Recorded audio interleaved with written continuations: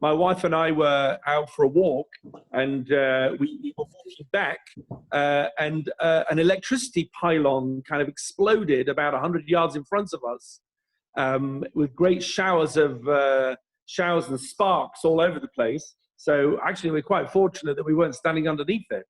But it's put the whole area out for about 3 hours. So, of course, the irony is that my wife and I spent a good £1,500 upgrading all our Wi-Fi and getting new cameras and all sorts of things so that we'll be able to connect with all you nice people in England and others.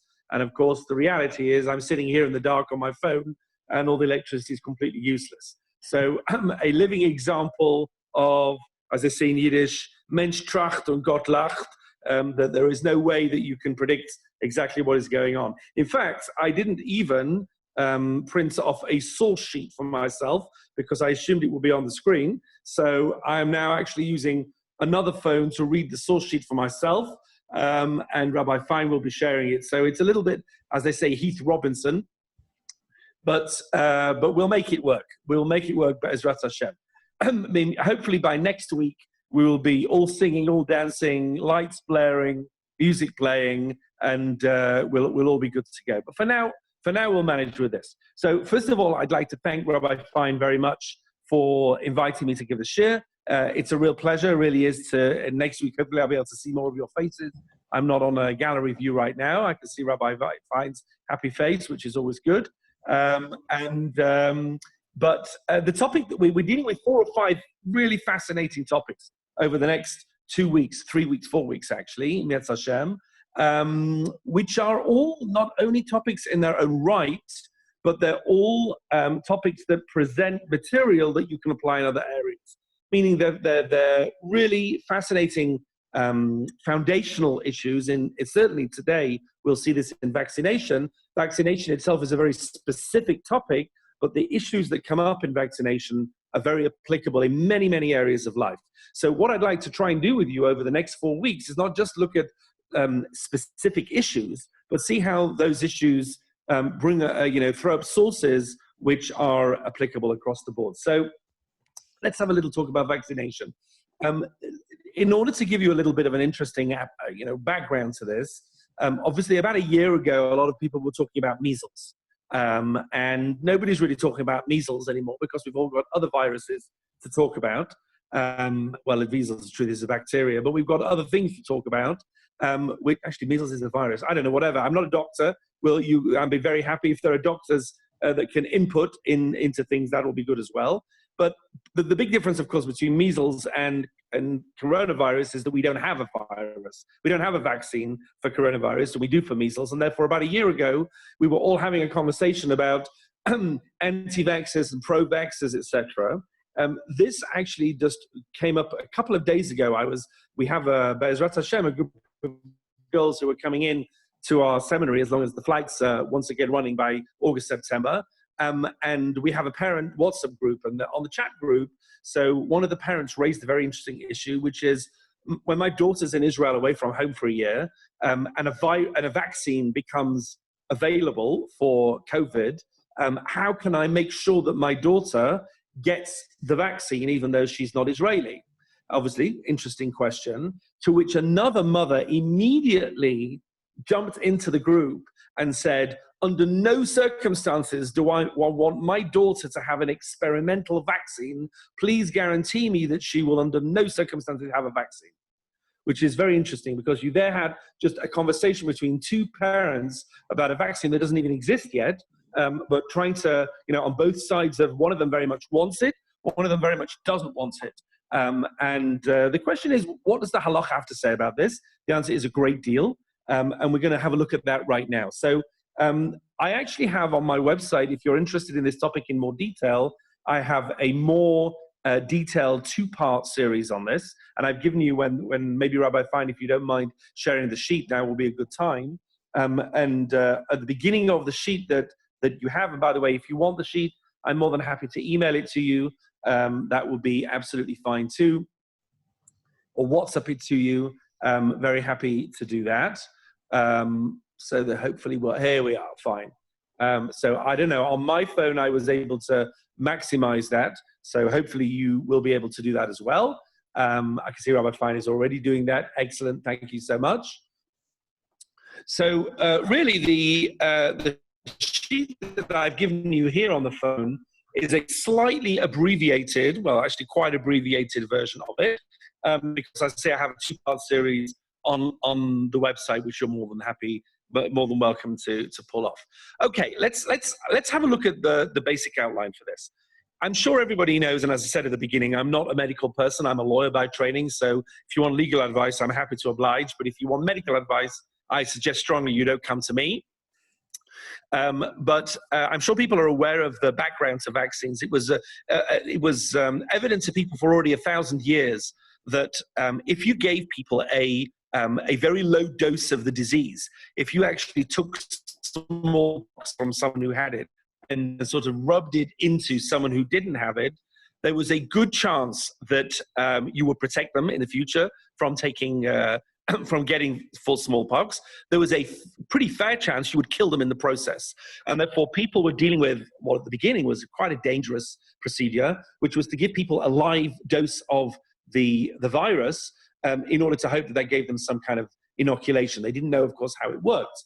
Edward Jenner was one of the first people to actually discover in the late 1700s that there was a way of vaccinating people in the modern sense so that they would actually have proper immunity to the disease. And smallpox, as I'm sure people are aware, was a killer of immense proportions. Millions upon millions of people died from smallpox over the years.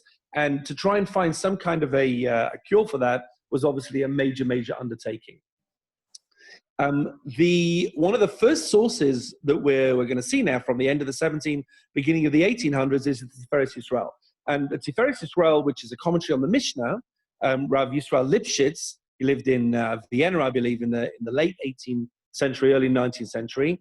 He already lists Jenner. It's actually, I didn't give you this piece from the Tiferes Yisrael, but he has a list of his all-star favorite non-Jewish Chasidei Umat HaOlam, the people who are the star non-Jewish people of all time. It's a very fascinating list. He lists on that list Edward Jenner for discovering the vaccination. He lists Sir Francis Drake for bringing the potato to Europe. It's very interesting if you had to make a list from a Jewish perspective of who are the non-Jews who've done most for the world. He lists Gutenberg for inventing the printing press. Fascinating. But this issue is one of vaccination. So if you look here in source number 1, you'll see that the Mishnah in Yuma, the Mishnah in Yuma talks about someone who was stuck in a building. Thank you, Rabbi. Stuck in a building that collapsed on Shabbat. So have a look here at what it says. Misha nafla alav mapolet. Somebody who is, God forbid, stuck in a building that collapsed on Shabbat. Safik Husham. I don't even know if he's there. Eino Shah, Safik Eino Sham. I don't know if he's not there. Meaning I'm not 100% sure he was even in the building. Safek Chai, Safek Mace. And even if they're in the building, I'm not sure if they're alive or if they're dead. Obviously, if they're dead, there's no way that I can break Shabbat to save somebody who doesn't need saving because they're already past it. Safek Ovid Kachavim, Safek Yisrael. And I'm not getting into a whole discussion about this, but the dynamics for breaking Shabbos to save the life of a Jew and save the life of a non-Jew are different. Now, obviously, we break Shabbos to save the life of everybody, but it's a different dynamic. But there are multiple different levels of question. Maybe he's there, maybe she's not there, maybe they're alive, maybe they're dead. Nevertheless, mafakchim alav et hagar. We do everything we can. We, even a suffix, even the multiple level of doubt as to whether there really is or isn't anybody there, we nevertheless break Shabbos as much as we need to in order to try and get the person out. On that particular Mishnah, the Tiferes Yisrael, this classic commentary, jumps in and says the following. Here, number 2. Number 2 is actually, even though it's an early source on our sheet, it's a very key source. Look at what he says. This is a very fascinating commentary on the Mishnah. Umizen nirali. From this, it seems to me, from this idea that we will do everything we can to try and save life, heter, there is a leniency here. It is permitted la'asot inoculation, to do an inoculation, shel pocken, which is smallpox. And again, Baruch Hashem, smallpox has been entirely eradicated from the planet, thanks to the vaccination. But in those days, it was a real killer. Even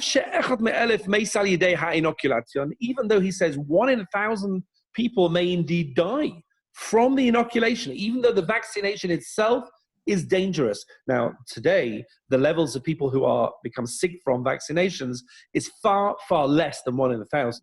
It's more like 1 in 100,000. It depends on the inoculation. But inoculations, vaccinations are much, much safer now. But even then, when it was 1 in 1,000 may even die from the vaccination, Al-Kol Ponim, nevertheless, She'im Yitzhave Bo HaPoken, if they were to catch smallpox, Hativim, in a natural sense, Hasakana Krova Yoter, it would be much, much more dangerous than 1 in 1,000. Ulechein Rashai Lahachnis et Atzmo B'Sakana Rechoka. Therefore, says the Tiferes Yisrael, halachically, one is allowed to put oneself in a more distant danger, to save oneself from a higher level danger. And look at what's going on here. What's really happening here is a person is voluntarily exposing themselves to a low level risk in order to avoid involving themselves in a higher level risk that may never happen. That's the point here. They may never catch smallpox. Most people did not catch smallpox, but they are actually precipitating exposure to a risk in order to avoid a higher risk. And I want to bring you a proof, he says, from what I'm saying. He quotes from Rav Yosef Karo, who is the author of the Shulchan Aruch, Batur Choshen Mishpat. I didn't bring you that source, but he's quoted it here. B'Shem Yerushalmi, you are required, I am required to put ourselves in danger, questionable danger, to rescue somebody else in this case, from a significant danger. For example, if somebody falls into the river, in Halacha, there is an obligation to jump in and pull them out. It's very interesting. In secular law, in British law, in American law, there is no obligation to jump into the river legally to fish them out. If you do, then that's very nice. That's a mitzvah, although you might get sued if you damage them in the process. That's why there are Good Samaritan laws in order to protect people who jump in to save other people, but you have no obligation to jump in. However, in Halacha, you do. There is a mitzvah of lo samod al dam riecha. You can't stand by while other people are at risk. If you see somebody drowning in the river, he says, you don't know for sure if they're going to drown. If you don't save them, maybe someone else will save them. Maybe he'll be saved by someone else. You don't know. You don't have to jump in. Nevertheless, you have an obligation to jump in. All the powders came on. That's really interesting. Okay, we just got light. That's really interesting. If already, when you see somebody else drowning, you have an obligation to try and save them. You certainly have to save yourself. So this first source is really very fascinating, and he's telling us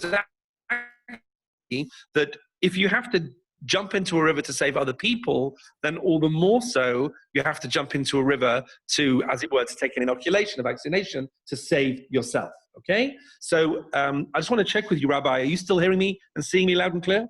Perfect. It's such a good shear that it's caused all the electricity to come on in your area. Right.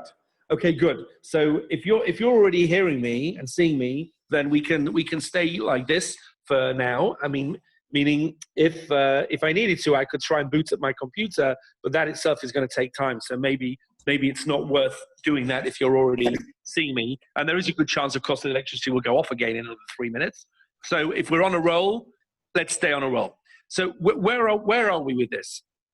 So right now, we have a clear source, which is bringing from a number of different places, that a person is required to take an inoculation, he says, to take a vaccination, because to put oneself in a smaller but more immediate danger is definitely halachically valid in order to protect a more distant one. The question is, why is that?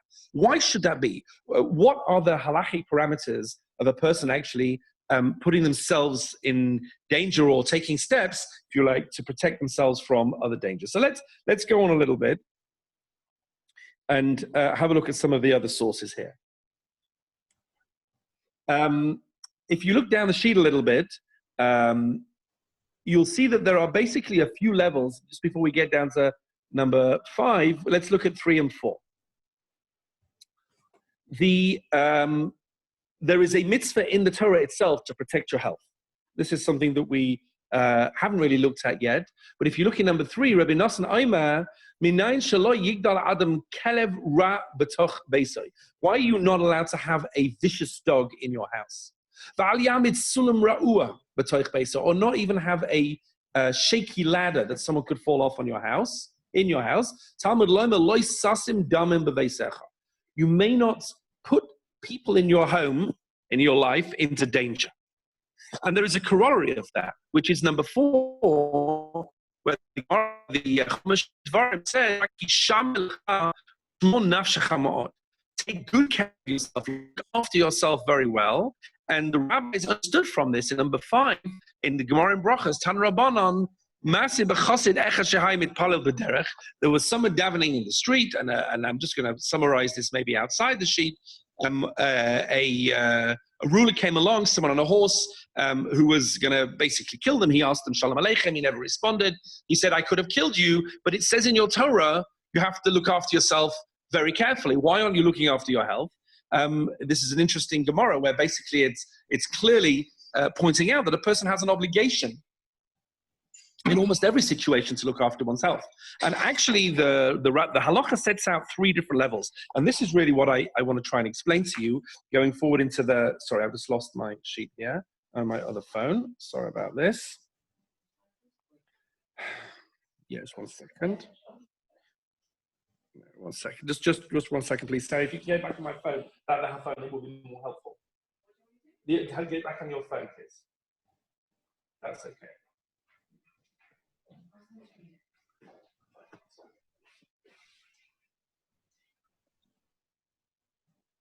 Okay, sorry about that.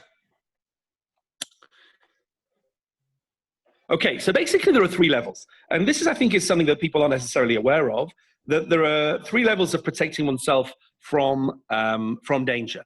There is imminent and present danger, where there is a Torah obligation to protect one's health. There are activities which are lower level but longer term, where there's a significant risk, where there's a rabbinic obligation to protect one's health. And then there are activities, and this, I think, presents the most fascinating category, which are a low-level, long-term risk to health. But most people do this. Most people aren't worried about this. People who eat unhealthy food, or people who don't exercise enough. Everybody agrees that we have to eat healthy and exercise more, but people don't. None of us do as much as we should, most of us anyway. The question is that a halachic prohibition as well? So if I present this to you and help you understand here what these levels are, you'll see very clearly how vaccination fits into that. Let's look at the 3 levels, one after the other. Look at number 6. So the Rambam here says, talking about this principle that we said, Lo yisasim damim al beisecha, you may not put blood on your house, says the Torah, and hisham elecha shmo nafshecha, and the positive mitzvah there, which is a mitzvah to take active steps to make sure that you look after yourself in whatever way you can. So says the Rambam in number 6 here as follows. Echad hagag, it doesn't matter whether it's a roof issue, and the mitzvah here is the mitzvah of ma'akeh. There is a mitzvah in the Torah of putting a railing around your roof. If you have an open roof that people have access to, there is a prohibition, and actually a positive mitzvah in the Torah, and a prohibition in the Torah not to allow people there without taking precautions. Says the Rambam, Echad hagag, Echad kol davar sheyesh bo sakana. It doesn't matter anything where there's a real danger, and I'm saying here this is a real and present danger.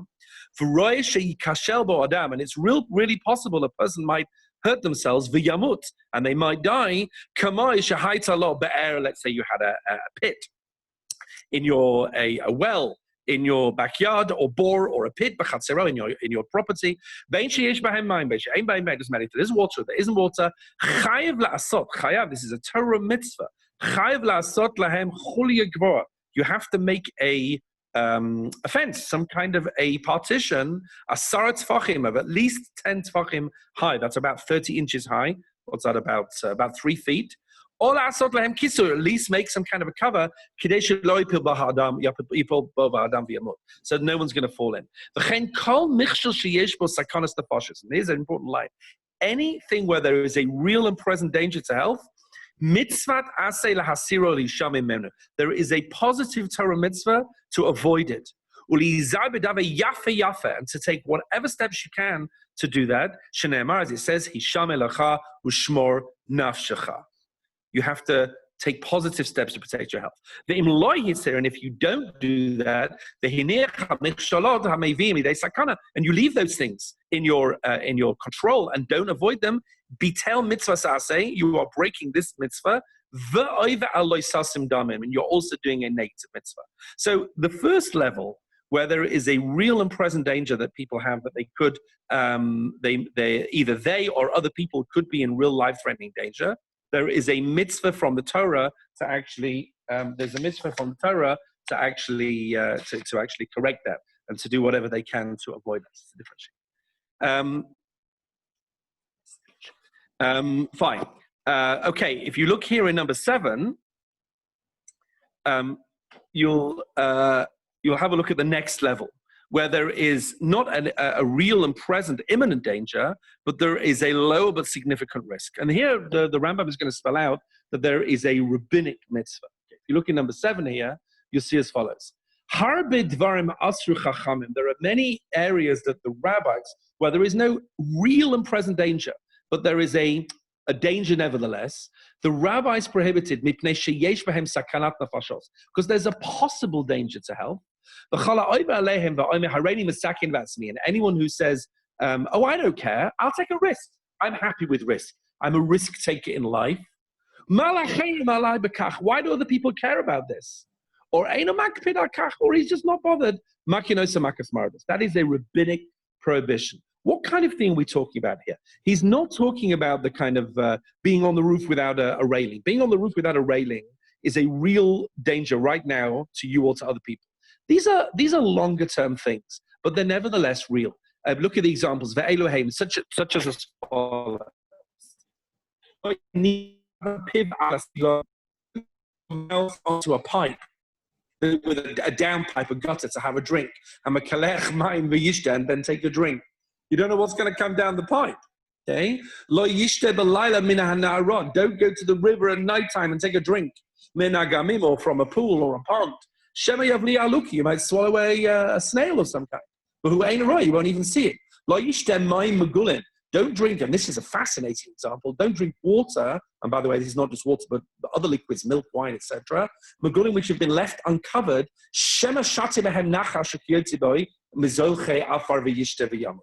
There was a very real concern in the time of the Gemara, in the time of the Talmud, that snakes might, when you're not watching this drink, if you left a drink to the side, a jug of water or something, a snake might go in there to drink from it and might deposit venom in through having gone into the drink, and then you won't realize and you'll come back and you'll drink it. Interestingly, the Shulchan Aruch, and this is not our topic for tonight, but interestingly, the Shulchan Aruch actually rules that this is not a problem today, because we don't have snakes where we live, since there are no snakes in there with the kind of concern that the rabbis had at the time of the Talmud, and therefore this is not a problem anymore. This actually is a very fascinating paradigm, because do we normally do this? Do we normally take the reason for a halacha and say, well, the reason doesn't apply anymore, therefore maybe there isn't a problem anymore? There are, in fact, many situations in which we do that. But if you think about the implications of that question, there are many implications to that. Are we going to turn around, for example, and say that all milk is now fine, even if it's produced by non-Jewish people, because there's really no risk of them putting any trace milk in there anymore? What about cheese? What about wine? There's no idolatry anymore with most wine that you're going to pick up. And again, today is not the shiur for that. Clearly, there are still significant halachic kashrus concerns with wine and cheese and milk and all sorts of things. I'm not getting into that now. But this idea of saying, well, the reason doesn't apply, therefore the halacha should change, that itself is a whole side issue, which I'd love to talk about, but we're not going to talk about right now.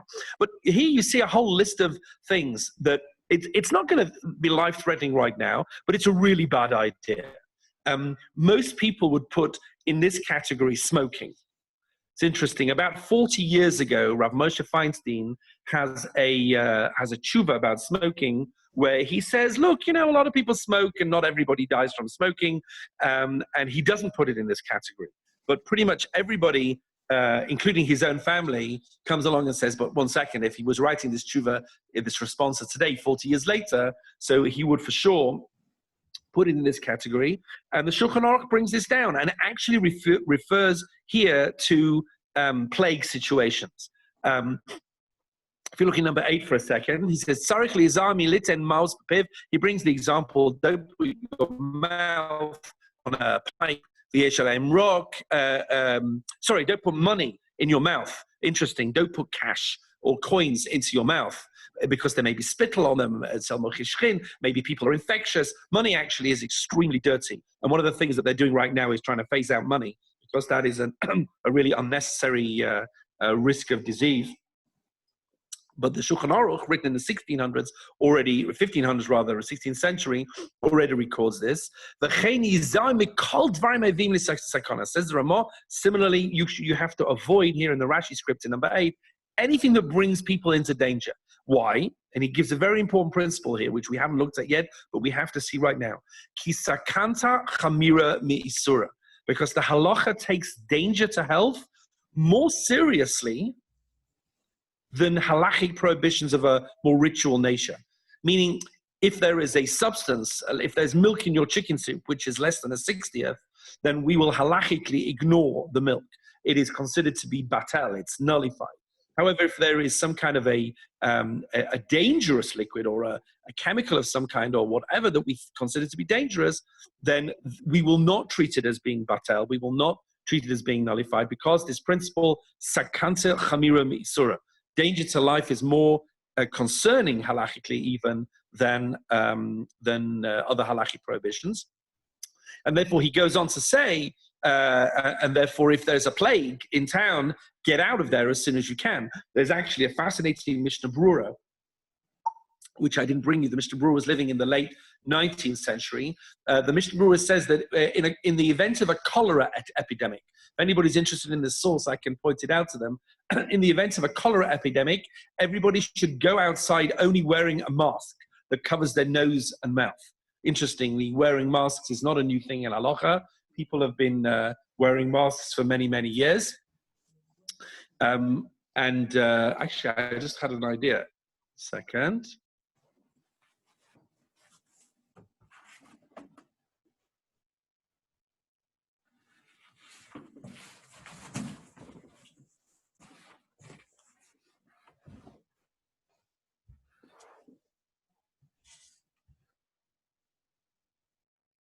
Actually, I may be able to, it looks like the electricity is stable enough. I may be able to switch over in a second to that, which might be amazing. I'll carry on for now. Are you still hearing me, Rabbi? We definitely are. Okay, good. So all of these areas, so what have we looked at so far? If there's an immediate danger to health, there is a Torah prohibition, there's a Torah mitzvah to protect in any way you can. And if there is a longer term but lower level danger to health, but they're a very real one, like these examples that we've seen now, and I think vaccination, most posting will see at the end, put vaccinations in this category, and there will be at least a rabbinic level obligation to jump in there and avoid danger to health. But what's, I think, the most interesting area is the third area. The third area is where there is a risk, but everybody takes risk in life. And the question is, what does the halacha say about taking risks? When is it reasonable to take risks? It's not something that's inherently dangerous that most people wouldn't do, but it's something that nevertheless is to some degree risky. Well, just for a second, I think my wife might have. Just bear with me. I'm going to run downstairs and see if I can join you on my computer. Okay, this is perfect. If we need 5 minutes of interlude, then we have the Chazan here to help us through the commercial break. Sorry, I've run out of my vaccination. Yes. How's everyone doing in the Turgle household? We're all okay, thank God. Great. All right. Fantastic. Good. Okay. I hope I'm doing okay with the whole screen sharing thing here. Yeah, fantastic. Great. It means I have to focus. I can't be doing anything in the background now. Right. Okay. I have to say, I don't know how I would cope if my computer conked out on me. I had to use my phone. It would be I tried to log in as it was on Friday night on my phone from home, and it was. Oh, you were in the garden. I saw that. I was in my garden. I had to mute. It was a choice between muting my phone or muting my kids, and one worked and one didn't. Well, the truth is, one did, but the other four. The other four weren't. If you figure out a way, let us know. We've been trying to work that out for the past 12 weeks. I think. You figured out a great way. They come and sing with you. That's true. It's that's fantastic. Jeremy, you there? Jeremy Harris? Yes, Rabbi Fine. How did it work? You were in Leeds University with Rabbi Manning? No, I was in Manchester, but I went out with a succession of ladies from Leeds. Rabbi Manning knows my ex-fiance. Get it? Okay. Rabbi Manning he probably remembers a number of the ladies that I was friendly with. Maybe we could continue this conversation a little bit later when everybody else is involved. We're just checking you're still there, you know. Right. Okay. So am I with you again? Oh yes, you've gone all the way to the old city. This is it now. This is the real deal. Okay. So this is as opposed to sitting in the dark, not really being able to see the sources, not being able to see anybody's faces. This is, Baruch Hashem, an enormous improvement. So I have no idea what you saw for the first half of the share, but thank you to the rabbi for being very much on the ball and sharing it, etc. The truth is, I could. Well, you could still share the sheets if you like, or I can share. No, it's probably much easier. Do you want? I've just given you sharing capabilities. Is that annoying or is that okay? It's probably easier for you, right? Okay, that's perfect. Okay, can you see this? 1 second. That's not what you wanted. 1 second. Almost there. We should be able to. 1 second. I'm just going to make sure I get the right sheet up. Otherwise, we'll be sharing the wrong thing. Okay, hang on. Let me just bring the right sheet up and make sure that you've got what you need. And then we'll jump straight back in again and not waste any more time. Perfect. Okay, this should do it. 2 more clicks and we're there. Okay. Good. Are you seeing my screen now, folks? Yeah. Yay. Excellent. Excellent. Okay, good. So let's just catch up now that I can actually breathe properly. Here's the deal. What have we seen? We've seen the Tiferes Yisrael, who is a classic early source from when Vaccinations first got going, saying that absolutely you and I have an obligation to put ourselves in the small danger to avoid a possible later one. And we've seen so far 2 levels of a halachic prohibition of danger. One of them is a real Torah prohibition. Things which are imminently dangerous, like the roof and the parapet, absolutely got to sort it now. The other one is a rabbinic prohibition, where we talked about this in sources 7 and 8, to try and avoid other things which are dangerous, but maybe in a longer term. But now we need to talk about risk. There is nothing in life which is risk-free. Getting out of bed in the morning is risky. Getting in your car and driving to the shops is risky. And the truth is that these days everybody's much more aware of risk. You know, people are walking around with masks and trying to work out who's been touching what, and I just touched the door, and do I need to sanitize my hands, and etc. We all run the risk a little bit of becoming a little bit obsessive about risk taking. And the question is, at what point halachically do you draw a line and say, you know, something, you can't live with this. You can't live without risk. You have to be able to do it. So the Gemara has a fascinating discussion about this, which actually is launches off the question of birth control. How so? Let me show you right now. Have a look at source number 10. Says the Gemara as follows: Gimel nashim mishamshois b'moich. There are 3 categories of women who are required, let's learn it that way for now, to use birth control when they have relations with their husbands. Now, birth control is a whole discussion as to how that works with contraceptives and halacha. There is a mitzvah, obviously, to have children, but that's not an overriding mitzvah in all circumstances. And the Gemara says there are 3 categories of women who must use birth control. Look who they are. Ketana, mu'uberet, umanika. A very small or very young woman for whom it might be dangerous to become pregnant. She may not have the strength to carry a child. So, okay, it's dangerous. She has to use birth control. Mu'uberet, a woman who is already pregnant. she should use birth control in case she becomes pregnant again. Now, let me ask you a question. Is it possible when you're pregnant to become pregnant for a second time? The answer is absolutely, it is possible. It is a medical condition. You can look it up online afterwards. It's called superfetation. It's extremely rare, but it is absolutely medically possible. A woman could be pregnant and she could still continue to ovulate for a couple of months and become pregnant again from that. Again, don't take my word for it. Please look it up. But it's very rare. But said the Gemara here, you never know. You can't take the risk. Umenika, and a woman who is nursing, because then there really is a risk that she could become pregnant, and that will obviously dry up the milk for the nursing child. Now, says the Gemara, Divrei Rabbi Meir. This is Rabbi Meir's opinion. He was very concerned for risk taking. The Chachamim say no. Achad zo va'achad zo mishameshet kedarka v'holechet. This is an important line. All of these women, and this is the halachic ruling, all of these women can have normal relations with their husbands without worrying about birth control. Why? Says the Gemara, Mina Shamayim Yerachmo. God will look after them. Why? Shneimar, it says, Shomer Patayim Hashem. This is a fascinating line. Shomer Patayim Hashem. It's a verse in Tehillim, in Psalms, that God looks after the simple, the foolish. God protects us all, and we blunder through life. Without Hashem, we wouldn't get anywhere. So that's an interesting approach to risk. Don't worry, life is risky. God is looking after us. When do you say that? We've just seen a whole series of different halachic categories where you may not take this kind of risk, and the rabbis were very concerned. You may not drink from this kind of water or that kind of thing, and put a fence around your roof because you don't take risks. And all of a sudden, the Gemara here is saying, Shomer Pasayim Hashem. Don't worry about it. Get on with life. When do you say that, and when do you say the other? So I brought you on the sheet. We don't have time to go through all of it, but there are a number of different factors. One is the likelihood of the risk. Is it a very, very low likelihood? And there are different ways of defining that. Certainly less than 10%. Maybe that's something you could say, Shomer Pasayim Hashem.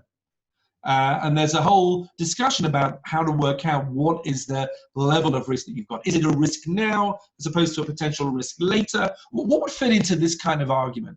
Again, people, let's say somebody who has high cholesterol and they want to have a cream cake or something that they know is not good for them in the long term. So the answer is, well, they really shouldn't do it because it's not good for them. But at the end of the day, it's not halachically prohibited. Shomer Pasayim Hashem, the risks in life, you've got to try and work around them. But the main way of assessing it, I think, is this one, which is, why are you allowed to get in a car and drive to the shops? You want to go to Brent Cross. I don't know really why you want to go to Brent Cross, because there's nothing worth going to Brent Cross for that you can't get closer to home in Stanmore, I'm quite sure. But you want to go to Brent Cross. You're going to put your kids' lives at risk to go to Brent Cross. Is it worth risking your children's lives for shopping? The answer is, obviously, it's worth it because people do it every day. So the question is, well, why? How could that possibly be allowed halachically? Going on the road, going on the motorway is a risk. So if you look here and go to number 13 and 14, this is probably the most normal way of assessing how this works. And this applies in so many areas of life. Says the Gemara, Amar Shmuel. They're talking about people who used to take blood. Taking blood back in those days was a much more common medical procedure than we would necessarily do now. But it says in the Gemara here, Purs let. Chada b'Shabsa. They said, do it on a Sunday. Arba, do it on a Wednesday. Umali Shabsa, do it on a Friday. Okay. But Batalsa b'Shabsa, but do it on a Tuesday, no. You can't do it on a Tuesday. Why not? My time of the Lord. What's wrong with the Tuesday? Says the Gemara. So the Gemara gives a very unusual astrological answer. Mishum b'kaimalei ma'adam b'zavi, because Mars is rising.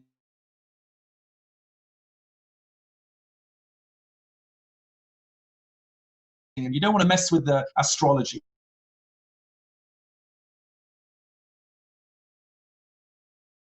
A Jew is allowed to example. This is a true case. I had a case ago who was very much trying to find a husband, had been trying Rabbi Manning, you're just cutting out a little bit. Can you hear me? Tried for many years to find without success. Are you receiving? It could be there are issues with the internet as well. Are you getting me or not getting me? It's just gone. It's good now. It was just a bit jittery. Now. Okay. You know, on a night like tonight, we're grateful for anything we can get, quite frankly. Listen to this story. Listen to this question. A student came up to me and said to me, "Listen." She lived in Israel at the time. I've been recommended to go out with an amazing guy in London, and I'm flying to London next week to meet him. I said, "Oh, that's amazing." There's a girl who was a little bit older. She was looking for the right guy. She said, "But my mother believes in astrology," and she went to visit an astrologer, and the astrologer told her, I don't know, Madame Zelda or whoever it was, that I mustn't get on the flight because it's dangerous and the plane might crash. And my mother is sitting crying on the phone. She won't go against her astrologer. Of course, the student thought it was a load of nonsense. Should she or should she not get on the flight? It's an interesting question. Is it respect for the mother? Or do we just say this is complete rubbish and a Jew's not allowed to believe in nonsense? The Rambam is very clear that astrology clearly is nonsense, as opposed to astronomy, which he says is not nonsense. But astrology is nonsense, and a Jew is certainly not allowed to believe in nonsense. That's probably the cardinal sin, if you like, for the Rambam. But anyway, leave that aside. The Gemara here brings in an astrological concern for doing it on a Tuesday. But look at what he says here, number 13. But 1 second, he says, Friday, if that's the case, if you're worried about astrology, Friday is also a problem. Friday also has Mars in the wrong place. So look at what the Gemara answers. Kavan dedashu be'rabim. Since everybody does that, Shomer Pesayim Hashem. A risk, and this is critically important, a risk that is normally taken by people in society as part of their average lives is an acceptable risk halachically. Even if it might be a significant risk, but it's a risk that people take. Getting in the car is a normal risk, and therefore you're allowed halachically to do that. Is someone allowed to go skydiving? I don't know. I don't know how risky skydiving is. You're going to tell me that skydiving is less risky than going shopping in Brent Cross? Maybe. Could be. But is it a normal risk? Is it the kind of thing that people do? And the answer is maybe also. I don't know. These days, a lot of people, for their 80th birthday celebration, they go skydiving and things like that. So we live in a whole world where people do that. If that's the case, then Beseda. I actually had a question from another student who said that she wants to do a skydive to raise money for charity, whatever. Is that halachically okay? And I said, speak to your local rabbi in America and ask him whether this is the kind of thing that normal people do where you live. She was from Los Angeles, so people do all sorts of strange things as part of their normal lives there. And she said, no, the rabbi says it's fine. Everybody jumps out of planes. I said, great. So jump out of the plane, no problem. Shomer Pesayim Hashem. Everybody also has cosmetic surgery as well. So that, okay, whatever, that's another question. So Rabbi Chanan Wasserman says this is the key. This is the key factor, which is you've got to take risks in life. The risks in life that you can take are the ones that are generally accepted, because that's called derech eretz, minhag derech eretz. That's called being a normal person. There are also those that talk about need versus gain, clearly. Applying this to vaccination, hopefully you'll be able to see why the vast majority of halakhic authorities are absolutely clear that vaccination is a requirement halachically. Because of the three categories that we've looked at, like immediate, clear, present danger, number one, or a real danger that normal people avoid, etc., or like a risk that normal people take, clearly it at the very least fits into number two, which is that there is a real concern here. Normal people do get vaccinated, and we'll see in a minute, the medical opinion is absolutely clear, weighted in one direction. Now, of course, there are people who say the other way. We'll see in a minute who those people are and whether they're applicable in Halacha. And therefore, I've brought you on page 4. And again, like I said before, if anybody wants to get a copy of the sheet from Rabbi Fein or from me, just let me know. Rabbi J. David Bleich, who is a key physician, Rosh Yeshiva, lawyer. I mean, his mother must be terribly proud of him if you think about it, that he's a doctor and a lawyer and a Rosh Yeshiva. He's now in his 80s, very eminent. He says absolutely clear here. He says that having a vaccination is absolutely required. You're just pulling out a line here. Says a danger posed by childhood disease for which a vaccine is available may not be assumed. You may not take the risk on the plea of Shana Pesai Hashem. You can't do that. This is certainly the importance of the statement attributed to the late Rav Yosef Shalom Eliashiv to the effect that, quotes, failure to immunize amounts to negligence. Perfection of vaccines that immunize against disease results in a situation in which failure to vaccinate is tantamount to willfully exposing oneself and others to disease. So too Rav Shlomo Aviner, absolutely clear. He brings many arguments that people say of anti-vaccine. He says in Halacha, these arguments are not relevant. Now, why are they not relevant? Because the doctors pretty much of one voice tell us clearly that vaccination is required. Maybe the doctors are biased. Maybe the doctors are wrong. Maybe the doctors are all in league with Super Pharma and who knows what. The answer is, well, whatever. People believe all sorts of things, but actually it's irrelevant, halachically, even if those things were true, because there is a halachic obligation to follow medical opinion. Let me just show you this, because this really completes the circle on this. If you look here, in Rav Aviner, he brings, this is true in Hilchas Yom Kippur as well. If a person says on Yom Kippur, I don't need to eat, I'm fine, and the doctor says, yes, you do need to eat, who do we listen to? The doctor. If the doctor says, you don't need to eat, but two other doctors say, you do need to eat, we listen to the doctors. We follow medical advice. That's brought down from the very most basic sources.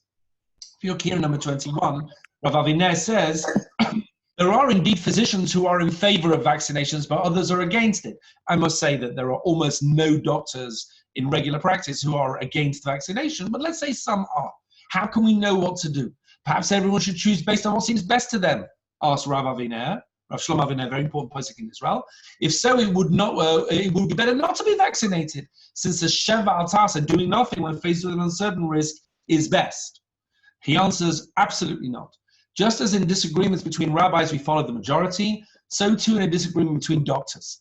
For example, if there are physicians who say that a patient should violate Shabbos or eat on Yom Kippur, and others say that she should not, the Shulchan Aruch rules that we must follow the majority. Now remember, back in the days of the Shulchan Aruch, following medical advice was much more likely to kill you than save you. It's only in 1911 that going to a doctor was more likely to actually lengthen your life than shorten your life. Nevertheless, they're the people who have the expertise. The halacha is very clear that one has an obligation to follow them. And I've had any number of concerned emails from people saying, yeah, but I don't know, I'm worried about this and I'm worried about that. The answer is fine.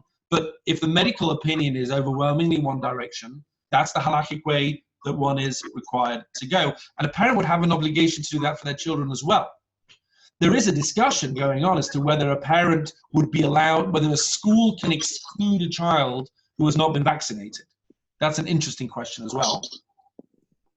With many poskim coming down on the view, Rav Osher Weiss in Israel, for example, clearly coming down and saying that a school has an obligation to exclude a child who has not been vaccinated against medical advice. And I must say, this has become even more of an issue now with COVID, etc. You know, I run an institution. There are hopefully, you know, if the flights are coming, there should be a group of people coming in a couple of months. And health concerns are very, very serious.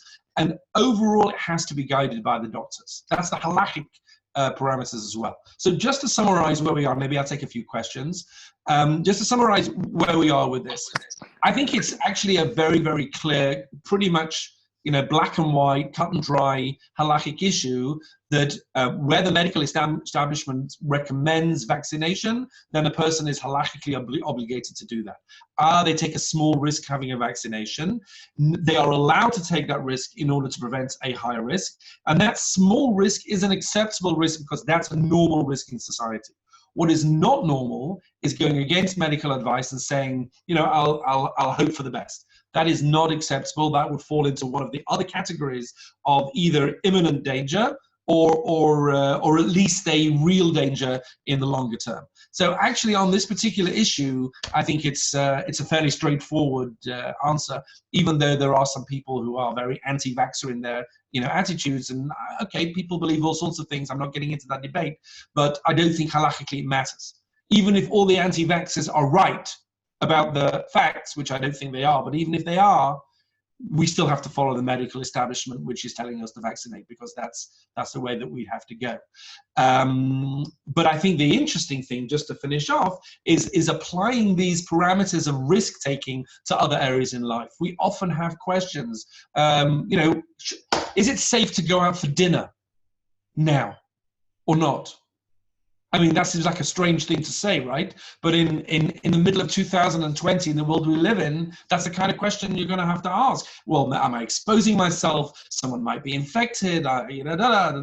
So again, we're going to have to start weighing up these ideas, and the halachic parameters are always going to be, if it is a reasonable risk that normal people in society are telling you that you can take, then you can take it, and maybe even you should. Because being paranoid about not taking risks may itself be a problem. Because then you don't believe that God runs the world, and you're not prepared to expose yourself to normal risks of life, which I don't think you can manage with that. Okay, I hope that made sense. I do apologize for the technical difficulties, but we managed to get back to the cocktail by the end.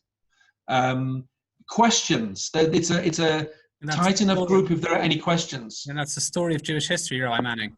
A few technical difficulties, but we managed to get back to the kotel in the end. Indeed. Okay, good. Any questions, thoughts, ideas? Are there any doctors on? Is it considered following the majority when a specific prominent doctor would say something, or the chief medical advisor? Well, the chief medical advisor doesn't normally say things which are against the majority of the health professionals in the rest of society. If they did, I think there'd be a bit of a furore, meaning there may be a genuine disagreement as to the way forward on a certain issue, but I think what the chief medical officer of England says is recommended is usually supported now by the medical establishment, or is that not happening right now? Are you having people standing up making political statements? You're right.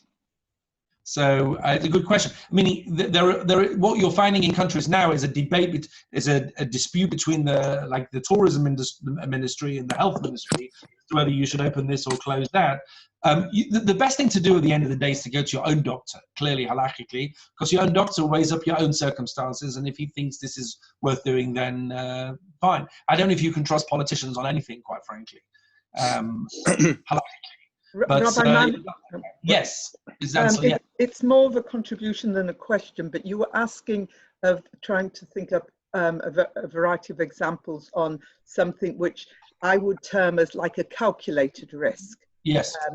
Where you're doing almost risk assessments all the time. So a lot of my background is working and being with children and adults with special needs, and that is, you're taking calculated risks all the time. But why are you taking them? Because our commandment is also that you live life to the full, as much as you can. So all the time you balance what you said against living life to the full.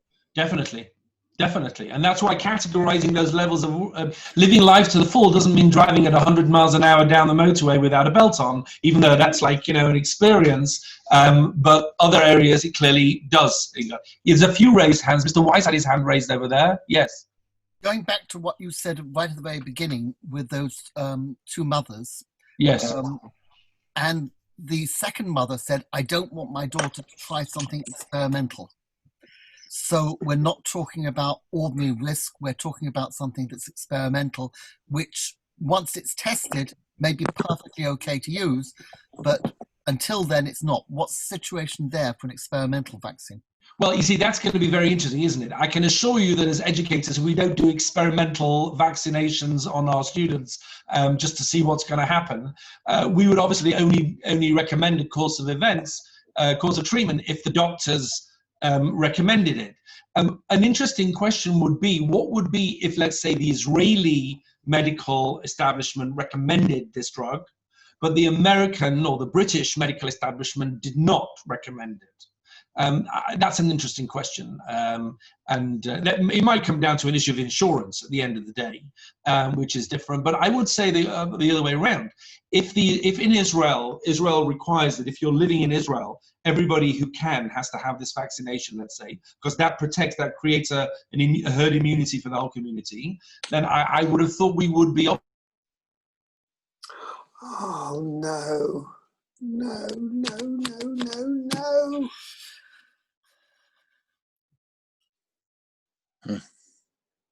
No. It will come back. It come back. Thank you. We got the last word. We'd be obligated, but what happens after that, I don't know.